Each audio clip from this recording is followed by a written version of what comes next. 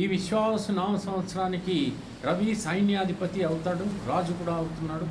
చంద్రుడు మాత్రం మంత్రి అవుతున్నాడు. అయితే సైన్యాధిపతి రాజు ఎప్పుడైతే రవి అయ్యాడో ప్రపంచం అంతటా కూడా అల్లకల్లోలమైనటువంటి పరిస్థితులు ఏర్పడతాయి. వాతావరణ భీభత్సాలు ఉంటాయి. మతాల మధ్యన ఘర్షణ, కులాల మధ్యన ఘర్షణ, యుద్ధ వాతావరణం నెలకొని ఉంటుంది. ఇదంతా కూడా ప్రపంచం అంతటా కూడా. మరి కుంభరాశి వారికి వ్యక్తిగతంగా కనుక ఈ నూతన సంవత్సరానికి తీసుకుంటే కనుక ఆదాయం 8, వ్యయం 14గా కనపడుతుంది. రాజపూజ్యం 7, తర్వాత అవమానం 5గా కనపడుతుంది. కాబట్టి మరి సంపద విషయంలో కొంచెం లోటు కనబడుతుంది.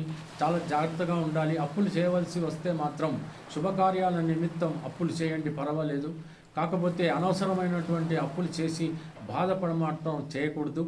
కోర్టులకు ఎక్కకుండా చూసుకోండి, జాగ్రత్త పడండి. ఏ విధంగా చూసినప్పటికీ కూడా భక్తి ప్రధానం.